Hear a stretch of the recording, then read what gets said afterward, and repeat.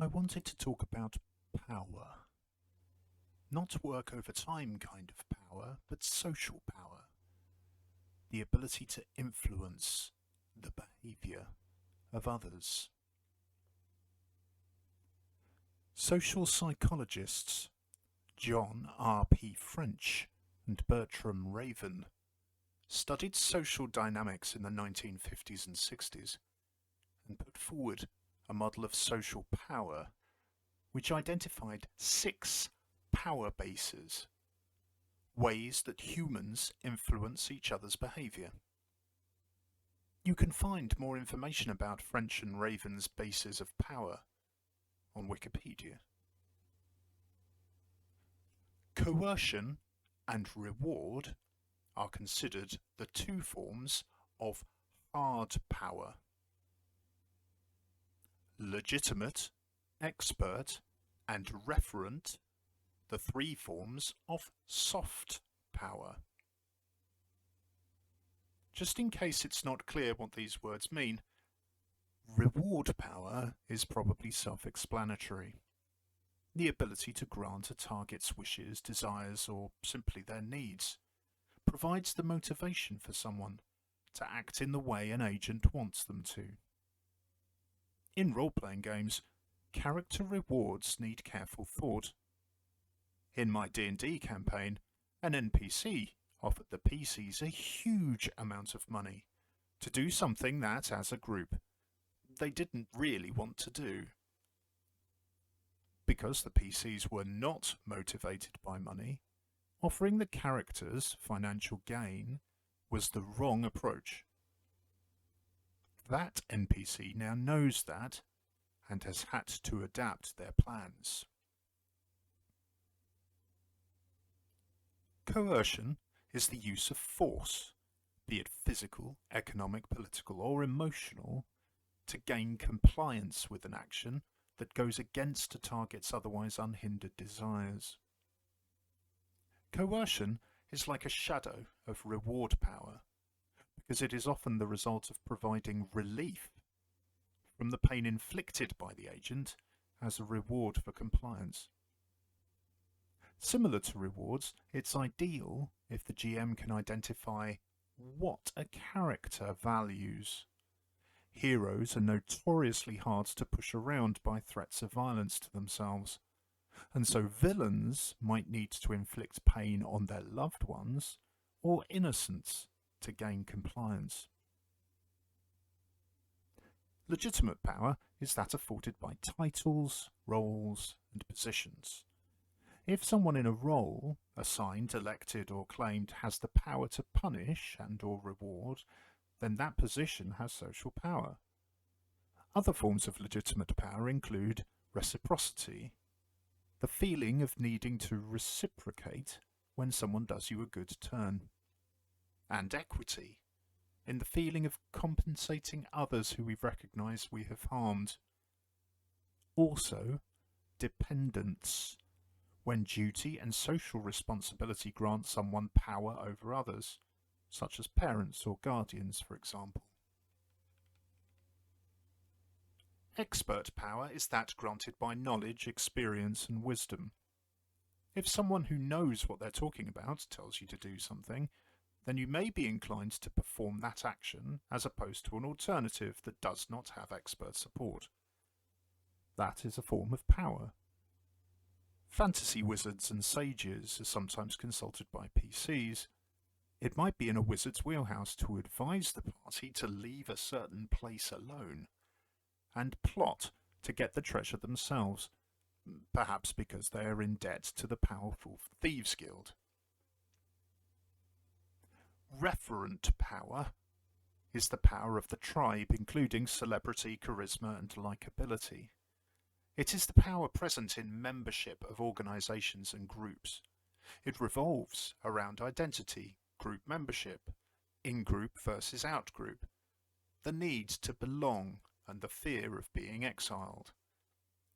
The power we afford to people we like to think are like us and that we want to be accepted by.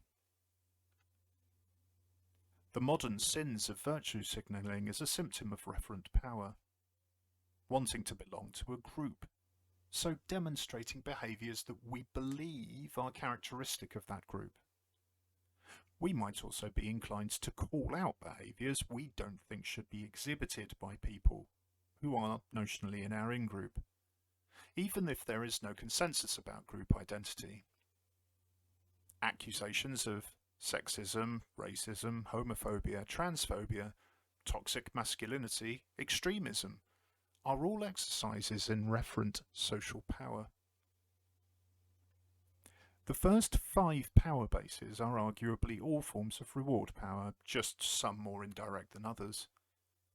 If coercion and reward are linked, as I have suggested, legitimate power, a proxy for someone society has granted with the capability to reward or punish. Referent power is about the rewards of group membership and the pain of excommunication. And listening to experts is likely to lead to better outcomes. In other words, rewards, or at least the cessation of pain. The 6th form of social power is information power. It was the last of the power bases identified, and it is unique in the ability to masquerade as one of the other power bases. The information version of coercion is a threat. The information version of a reward is a promise. Information power also includes secrets and deceit, confidence tricks, intimidation, persuasion, and manipulation. Many religions operate on the basis of information power. Heaven is a promise, and hell is a threat, wielded by religions to grant legitimate power to the clergy and to modify human behaviour. Heaven and hell are forms of information power. You cannot demonstrate they exist. Some religions promise to reveal secrets in exchange for legitimate power over fellow believers. The power comes in the form of keeping secrets. A secret revealed is much diminished in power, even nullified entirely. Why pay for information you already know or have access to? Is it even information if it contains no surprise, nothing new? Information power is an evolved capability. The idea that tribes that can only resolve internal or external conflicts through violence or giving resources away are going to be less successful than ones that can threaten violence or promise reward without suffering the downsides of these activities. There have been hypotheses that the ability to use information power, like threats and promises, combined with the ability to deceive, and the ability to see through lies, are the foundational steps to the development of all human intelligence. Role-playing is about character motivation, and brains are primarily motivated to behave in a certain way by a chemical reward. That reward is dopamine. I am no biologist, but I believe that the human brain produces certain chemicals like dopamine, which provides us with an addictive burst of satisfaction and pleasure when we anticipate an activity or situation that we enjoyed last time we encountered it. Dopamine release is not always linked to performing a certain activity directly, but the expectation of pleasure resulting from certain activities. Pavlov's dog experiment showed that dogs salivate when they hear a bell, if they have been conditioned to anticipate food when a bell rings. Humans are no different. In this way, certain human brains might come to crave pain, coercion, because of the anticipation of the cessation of that pain, which is a reward. The contrast between pain and the release of pain can be greater than any simple reward, and that intensity of sensation might dull the mind to more mainstream situations. The minds of serial killers and psychopaths are portrayed as maladapted at this level of social power on TV and in films. Within the severely mentally ill, the story goes, is confusion between coercion and reward, pain and pleasure, the need to escalate intensity if an earlier traumatic sensation or relief is not achieved. I'm not medically trained, so I suggest that this is an okay model for authors and GMs to use to introduce antagonists and heroes with problems, and perhaps in adult games explore the nature of the human mind and the very human nature of evil. If your game involves characterization of criminals that the players must track down or interact with, you can use an understanding of social power bases to figure out behaviours, plans, and what clues might lead to the inevitable race against time to capture or control the killer.